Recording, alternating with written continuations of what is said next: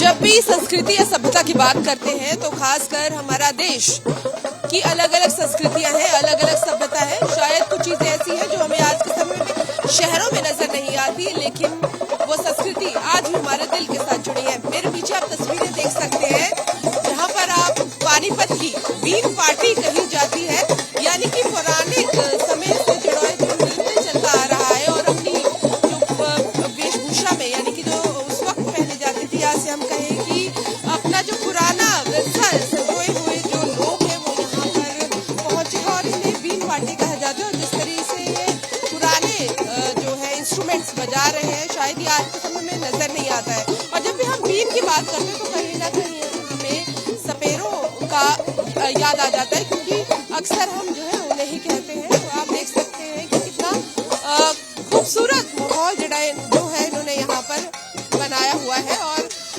खुशी चेहरे पर एक स्माइल इन्होंने जरूर रखी और एक दूसरे के साथ जब बातचीत भी कर रहे हैं, जब सिंग भी कर रहे हैं, तो वो भी बहुत खूबसूरती से नजर आ रहा है। और अगर आप देखेंगे तो हर कोई अलग अलग जो है वो इंस्ट्रूमेंट बजा रहा है और साथ में नृत्य करना, ये भी अपने आप में कला है। शायद ये हमें आमतौर पर देखने को नहीं मिलती, लेकिन जब हम चंडीगढ़ जैसे शहर में है या पंचकुला ट्राई सिटी में है तो ये चीजें अपने आप में ही जो है बहुत बेहतरीन हो जाती है और लोग भी इन्हें देखने के लिए आए हैं, अपने जो है मोबाइल्स पर इन तस्वीरों को कैच कर रहे हैं।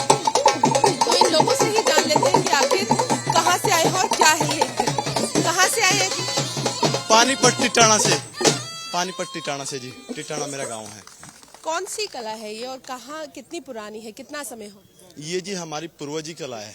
कहने का मतलब ये हमारी खानदानी परंपरा है। सपेरा जाति से हम बिलोंग करते हैं और सपेरा बीन का खानदानी ये हमारे पूर्वजों से चली आ रही है और जी इसको हमारे जो पीढ़ी दर पीढ़ी सीखते जा रहे हैं। और अभी क्या है कि ये कला हमारी लुप्त हो रही है। लुप्त किस कारण हो रही है? क्योंकि युवाओं को अगर सिखाने का मौका मिले तो ये पीढ़ी दर पीढ़ी बढ़ती रहेगी हमारी कला।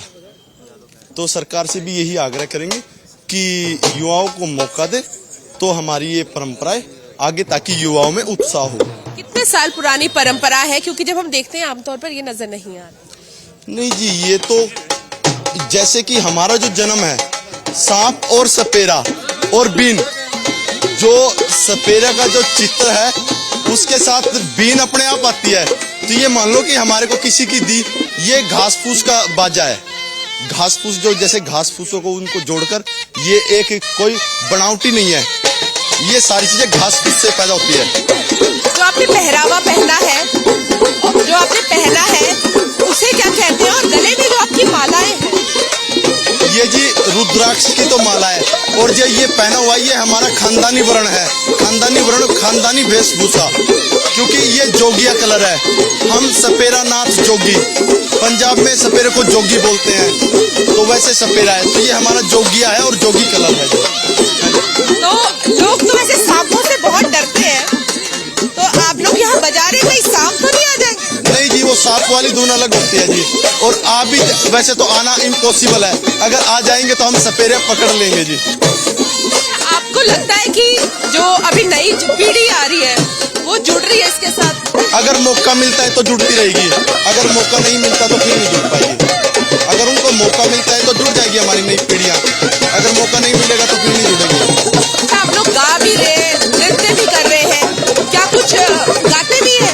हाँ जी, गाते भी आप लोग, बजा? हाँ जी, गा भी लेते हैं। जैसे अभी ये फिरकी वाली धुन चल रही है तो उसको गाकर भी सुना देते हैं। तू कर ले फिर आना, नहीं फिर जाना, तेरे नैना है जरा बेईमान। ये फिरकी वाला सॉन्ग है जी, फिरकी वाली तो कल भी गाना। तो बिल्कुल आप देख सकते हैं कि ये इनकी कला है और इसी कला को आगे बढ़ा रहे हैं और कहा है कि परंपरा है। अगर हम बात करें, भले ही अलग अलग जगहें हैं, अलग अलग राज्य हैं, लेकिन जब हम कस्टम्स की बात करते हैं, परंपरा की बात करते हैं, तो वो कहीं ना कहीं मिलता जुलता नजर आता है। और यही कारण है कि हमारा देश अपने आप में वर्सेटाइल है, अपने आप में अलग है और यहाँ से जुड़ाव महसूस होता है। और ये भी लगता है कि आखिर हमारा देश भारत क्यों जो है सबसे अलग कहा जाता है, क्योंकि अपने आप में ही ये एक खास तरह की परंपराएं नजर आती है। कैमरा पर्सन रोहित के साथ पूजा वर्मा, डेली पोस्ट पंजाब, हरियाणा, हिमाचल।